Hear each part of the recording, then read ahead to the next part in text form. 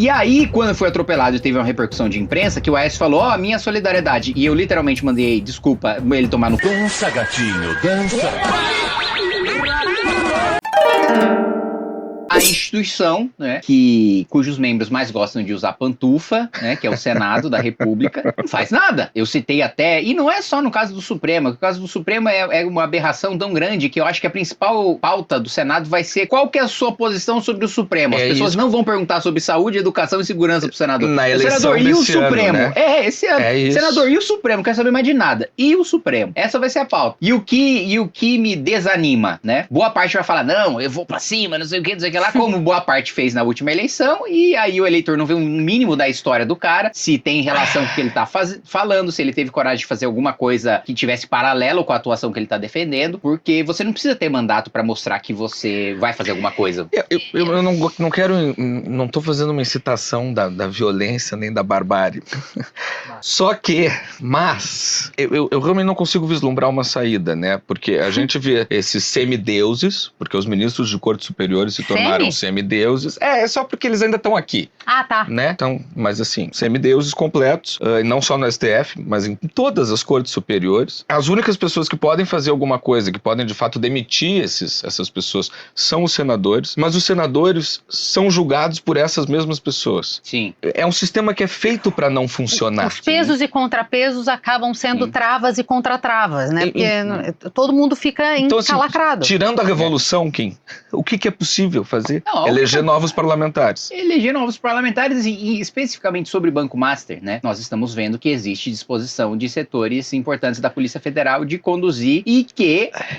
Em sabendo que, no que depender do desenho institucional, nada vai avançar, a polícia tá vazando. Sim. Porque ela sabe que é a única esperança... fizeram isso na Lava Jato. Que fizeram na Lava Jato. É a única esperança que eles têm de ter algum balanço de poder por pressão popular. Porque assim, Mas não parece estar funcionando, né? Porque cada notícia que sai, ele dobra a aposta, ele truca. É porque assim, você acabou de falar de pressão popular, né? A gente já entendeu que isso é fundamental. Você, há 11 anos atrás, era um menino com desejos, com vontades, montou uma passeata, andou quantos quilômetros? Mais de 1000. Foi daqui a Brasília, né? Daqui a Brasília. E olhando a sua história, há exatos 11 anos atrás, onde você estava e a situação que o Brasil está hoje, é tudo muito parecido. Se a gente for botar, eu não estou dizendo de ideias, tá? Estou dizendo de conceitos e de atitudes. A sua passeata, a passeata do Nibs. A reclamação de Marco Aurélio Melo... Não, desculpa, mas eu quero que você entenda que reclamação de ministro do Supremo, Marco Aurélio Melo, reclamação de ministro do Supremo... São coisas diferentes, mas as atuações parecem muito próximas. A diferença é que a caminhada aqui te levou para dentro do Congresso, vocês conversando com o Eduardo Cunha, um grande interesse político por trás, impeachment da presidente Dilma e tudo mais, para quem achar que era golpe, foi golpe, para quem não achar, a coisa foi feita. A diferença é que aqui agora não há nenhum interesse político. Pode ter caminhada, pode ter o que for, a sensação que a gente tem é que todo mundo se acomodou, a população está cansada, o governo não se mexe, os políticos não querem se movimentar, porque todo mundo está com o rabo preso. Vou repetir, Cecília Flash, não tenho esperança alguma. Vamos lá, não tinha interesse político na época do impeachment. O PSDB era contra, publicamente, o impeachment. E era o maior partido da dita oposição. Só teve alguma margem para ter interesse político, só teve possibilidade de ter uma alternativa política que movimentasse o xadrez, porque a população empurrou o Congresso ladeira acima. Foi assim no impeachment, não é que teve uma maquinação política, uma reunião de cúpula, que essa foi a perspectiva dada pela Petra lá no documentário dela, né? Os políticos de Brasília se organizaram e a partir daí passou a ter manifestação. Não, foi o contrário. Políticos não queriam que tivesse manifestação, não queriam que tivesse impeachment. O discurso do PSDB era deixar a Dilma sangrar pro Aécio vencer as eleições fácil, né? Seguir com a ação no TSE, e aí eles foram empurrados ladeira acima. Eu lembro, quando a gente fez a caminhada até Brasília, pouco tempo antes, quando eu fui atropelado ali de Abadiânia para Alexânia, o Aécio, ele fez uma reunião com os líderes da oposição na Câmara para que a gente não fosse recebido, nem pelos líderes, nem pelo presidente da Câmara. E aí, quando foi atropelado e teve uma repercussão de imprensa, que o Aécio falou, ó, minha solidariedade, e eu literalmente mandei, desculpa, ele tomar no que aí, puta, quando eu mandei ele tomar no imprensa, puta, o cara foi lá, mandou ele tomar no ele expressou solidariedade e tal, mandou o cara de 50 milhões de votos tomar no cu. Aí, os líderes do PSDB na Câmara caíram matando e falaram, olha, vocês no Senado, não quero saber o que vocês vão fazer, a gente vai receber eles, que eu não vou me matar por causa de posição de Aécio. Claro. Senão o próximo a ser mandado sou eu. Claro. Então, não teve um jogo político que depois se transformou numa mobilização, foi o contrário. Né? Mas... E outra coisa, sempre existem políticos, né, envolvidos ou não no escândalo, que querem o espaço de quem está envolvido no escândalo. Tá. Então, assim, margem para movimentação no xadrez político sempre existe. E a mobilização popular faz com que isso aconteça. E eu digo mais, a gente só está vivendo a mesma situação de ter um escândalo grotesco e de ter não atuação das instituições, porque o Bolsonaro sequestra o legado do impeachment e mata o enfrentamento à corrupção. Se ele tivesse mantido vivo a indignação em relação à corrupção, a pauta anticorrupção, assim, ele tinha um cenário, o Dirceu diz que se o Bolsonaro não fosse tão incompetente, ele teria criado um ciclo de 16 anos de direita no poder, e em sendo uma direita coerente, de enfrentamento ao combate à corrupção, criada no legado das manifestações pelo impeachment, a gente não estaria vendo o que a gente está vendo agora. Agora, isso mudaria o país para sempre? A gente nunca veria um novo escândalo? Não, mas a gente pelo menos não veria num período tão curto de tempo. Claro. Ou tão ostensivo. E com os filhos, né? Eu acho que o grande mal foram os filhos, né?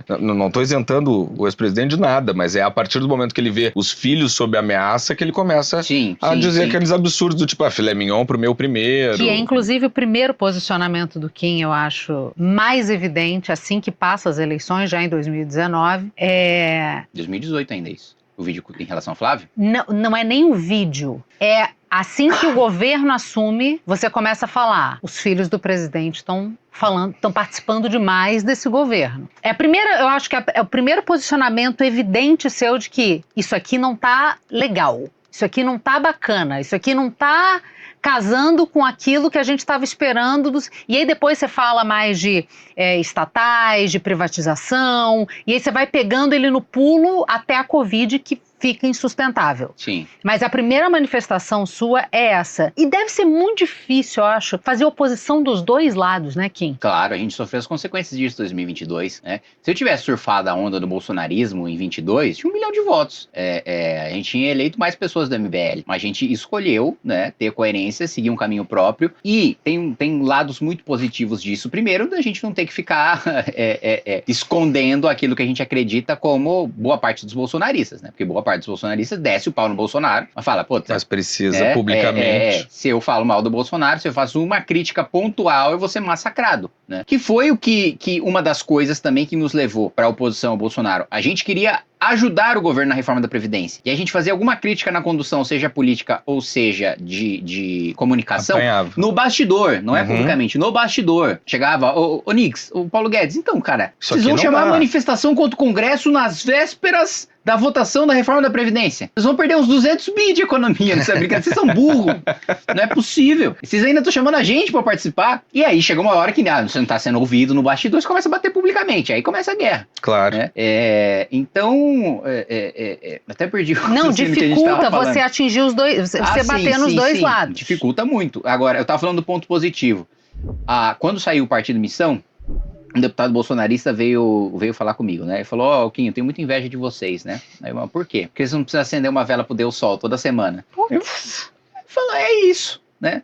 Qualquer um que se destaca, ele me disse, qualquer um que se destaca em qualquer área, puta, o cara é um bolsonarista muito bom da saúde, ele tá se destacando por causa disso. Corta a cabeça. O cara é muito bom de segurança pública, corta a cabeça. Por isso que são tão parecidos, né? É isso. O Lula também, ele é tão hegemônico pra esquerda como o Bolsonaro é pra direita. Claro, o Lula até hoje fez não existe um de sucessor. Acabar com a vida do Ciro e da Marina, politicamente, porque a partir do momento que eles passaram a representar uma ameaça. Que essa também é uma ilusão que a direita tem, né? A direita fica brigando, a esquerda é unida. A esquerda não é unida. O Lula matou os concorrentes. É verdade, ele não tem ninguém.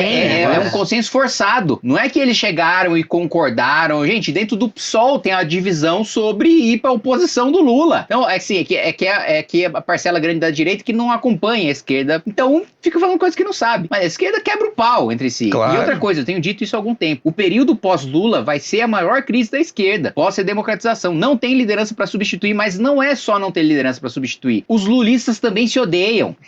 Tem várias facções dentro Verdade. do PT. O PT do Nordeste odeia o PT de São Paulo porque acha que o PT de São Paulo entregou o Brasil pro Bolsonaro colocando uma almofadinha, que é o Haddad, que as pessoas não sabiam nem pronunciar o nome dele.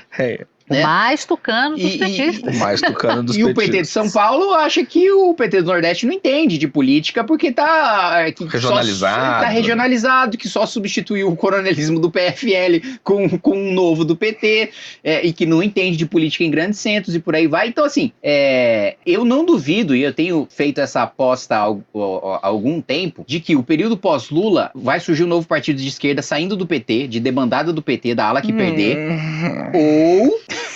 ou a ala do PT que perder vai para um outro partido, como o PSB da vida, o PDT, né?